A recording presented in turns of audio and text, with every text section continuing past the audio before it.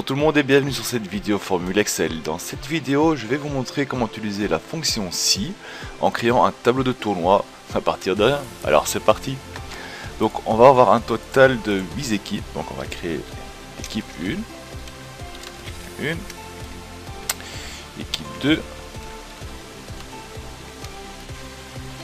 puis l'équipe 3, l'équipe 4, 5, équipe 6, équipe 7 et équipe 8. Par la suite, on va créer à côté des équipes un petit champ pour dire s'ils ont gagné ou perdu. Donc, on va d'abord le mettre en cadre. Hop, hop, hop. On va faire un tableau de score assez simple. Voilà. Comme ça. Et un petit cadre dedans aussi. Et on va donc utiliser deux critères. On va dire que si c'est un W, c'est égal à win. Et un L est égal à lose. Et qu'est-ce qu'on va voir ici? C'est l'équipe qui a gagné la entre. Donc ici, on va utiliser la fonction si, donc est égal à si. Et là, la fonction demande de faire un test logique, donc on va demander de créer une critère. Donc là, le test logique sera donc si la cellule C2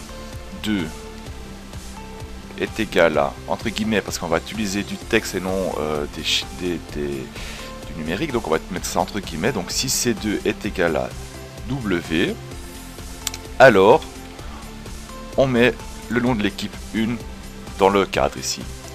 Si ce n'est pas le cas, on va encore rajouter un critère. Si C4 est égal à W, alors on indique bien sûr équipe 2. Si ce n'est pas le cas, on indique rien. Et voilà. Donc là, on voit, on n'a rien. Donc ça veut dire si je mets W là, il va afficher l'équipe 2. 1, pardon. Si j'affiche le L là, il n'affiche rien. Si j'affiche W là, il m'affiche l'équipe 2. Donc là, il fonctionne assez bien. Donc on va l'encadrer aussi.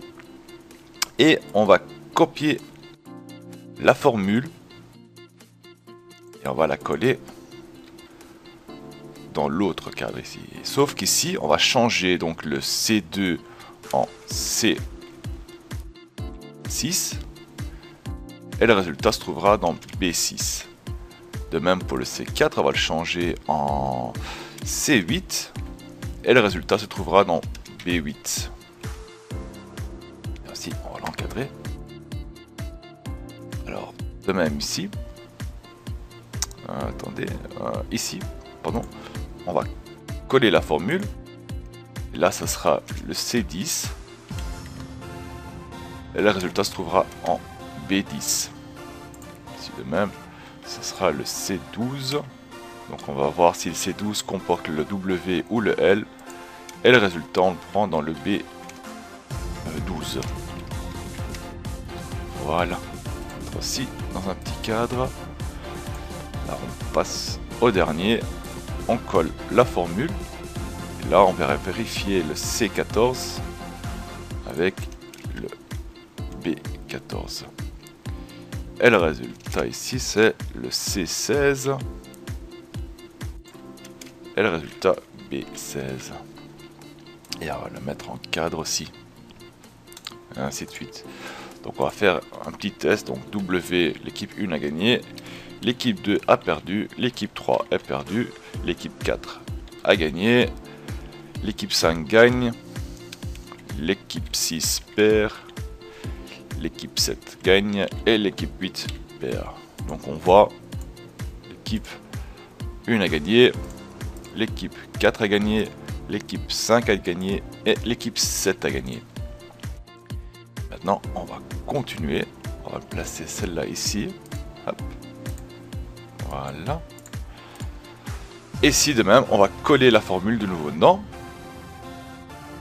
Et j'ai fait une petite bêtise, j'étais un peu trop vite, donc on va insérer encore un. Voilà. Parce qu'ici, on va y afficher nos scores. Là. Et on affiche nos scores. Donc ici, de même, on colle la formule. Et là, on va dire si F3. Voilà la formule. Si F3 et W, alors on va afficher E3.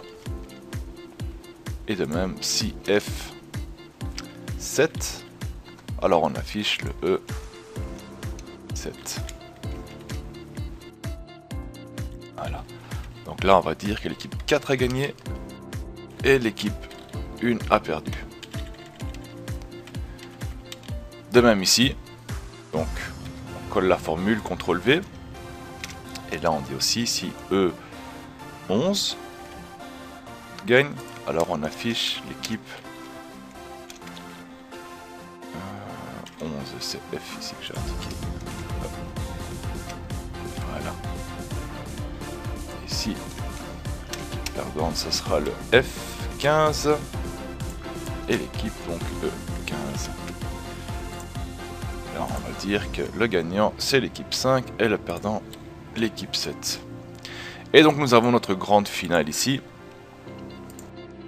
Et là on va faire de même. On va le mettre en cadre. Et voilà, voilà. Un peu plus grand. Et on va indiquer le grand gagnant du tournoi. Hop, fusionner. Un cadre.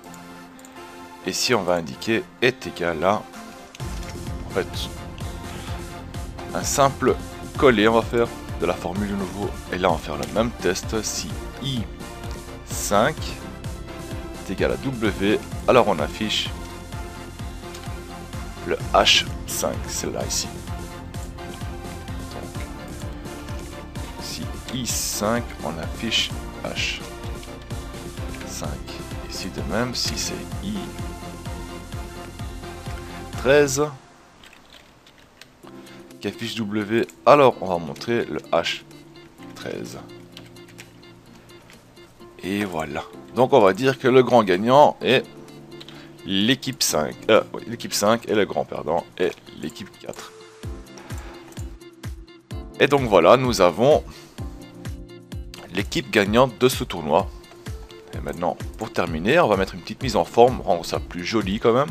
Donc première chose que je vais faire, c'est agrandir celle-là. On va faire monter 72, oui, on va dire 65. Voilà, 65. Ici, on va le mettre un rien plus grand. Voilà. On va le mettre à 22.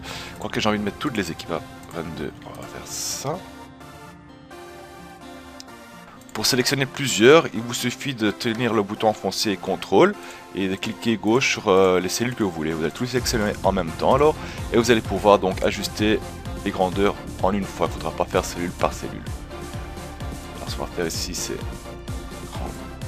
grand, voilà, long je veux dire.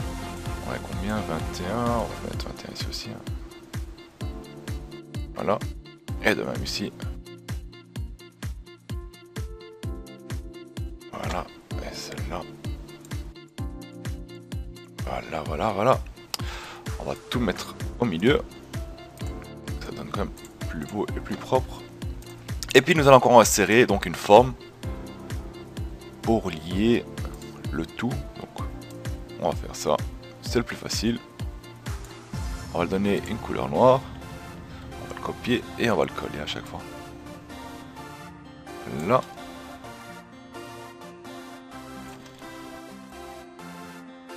Là. Alors de même pour quart de finale.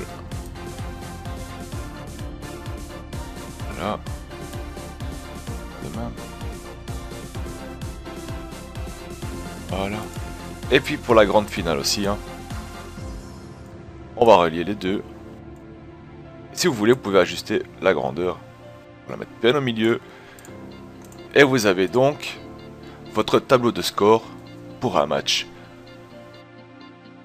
Je vous remercie d'avoir suivi la vidéo. N'oubliez pas, si vous avez des commentaires ou des remarques, posez-les en bas. Et pour le reste, abonnez-vous si vous voulez suivre les prochaines vidéos. Salut, à la prochaine!